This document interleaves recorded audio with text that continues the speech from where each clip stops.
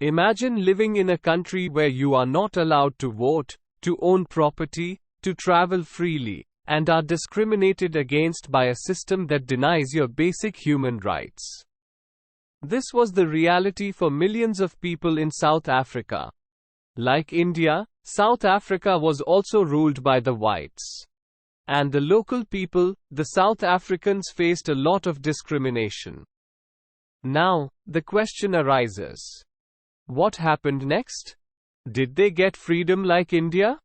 If yes, then how did they run their country? The answer is yes. They did get freedom. But now, they had to run a newly born country that had a very diverse population. They had to write some rules to run this country. This brings us to the name of our chapter, Constitutional Design. As the name suggests, constitutional design means designing or making a constitution.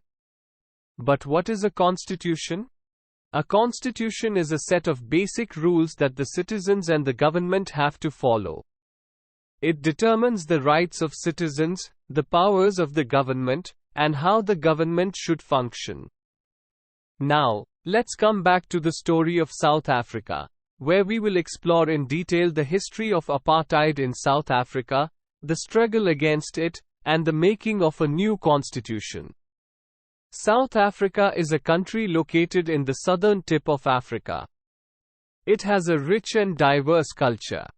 It consisted of three major groups: whites, blacks, and coloreds.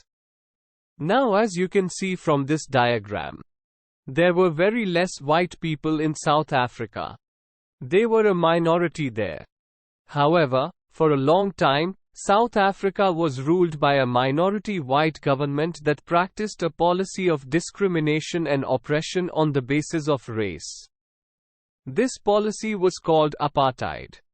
Apartheid was a system of racial discrimination that divided the people into three groups: whites, blacks, and coloreds. Each group had to live in separate areas, use separate facilities, and follow separate laws. For example, there were separate areas on beach for whites and non-whites. The whites used to bath in clean areas, but the non-whites were not allowed there. The whites enjoyed all the privileges and rights, while the non-whites suffered from poverty, injustice, and violence. Non-whites also had no voting rights. So, apartheid was really bad. Then, how did the people of South Africa resist and fight against apartheid? Nelson Mandela was one of the most well-known and influential anti-apartheid movement leaders. Nelson Mandela was born in 1918 in a small village in South Africa. He belonged to the black community and faced discrimination from an early age. He studied law and became a lawyer.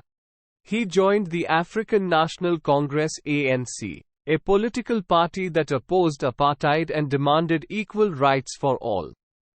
He became the leader of the ANC and organized many protests, campaigns, and strikes against the apartheid regime. He also advocated for non-violence and peaceful resistance, inspired by Mahatma Gandhi, the leader of the Indian independence movement. However, the apartheid government did not listen to the demands of the people and instead arrested, tortured, and killed many of the activists and leaders of the ANC. Nelson Mandela was one of them. He was arrested in 1962 and sentenced to life imprisonment in 1964. He spent the next 28 years in prison. He lived in harsh conditions, but he never gave up his hope and vision for a free and democratic South Africa. In the 1980s, the pressure on the apartheid government increased from both inside and outside the country. Many countries and organizations around the world condemned and boycotted South Africa for its racist policies. Many people inside South Africa continued to protest against apartheid. The apartheid government realized that it could not continue its rule and agreed to talk with the ANC and other parties. In 1990, Nelson Mandela was released from prison after 28 years. He received a hero's welcome from the people and the world. He resumed his leadership of the ANC and entered into talks with the government to end apartheid and establish a new constitution. In 1994, South Africa held its first free and fair elections, in which all the people, regardless of their race, could vote. Nelson Mandela won the election and became the first black president of South Africa. He formed a government of national unity, which included members of different parties and races. He also initiated a process of forgiveness and healing, which aimed to forgive the whites and overcome the past. He also led the creation of a new constitution, which was one of the most progressive and democratic constitutions in the world. The new constitution guaranteed the rights and freedoms of all the people and respected their diversity. The new constitution also created a constitutional court, which had the power to review and uphold the constitution and protect the rights of the people. The story of South Africa and Nelson Mandela is a story of courage, struggle, and hope. It is a story of how people fought against injustice and achieved their freedom. We hope that you have understood the chapter Constitutional Design. Now, here's a secret on how you can study effectively with the EduRev app. You can learn with chapter notes, watch video lectures, and solve NCERT-based MCQ tests of this chapter on EduRev. And that's not all, you also get amazing courses for Class 9 and much more for your Class 9 preparation. Thank you.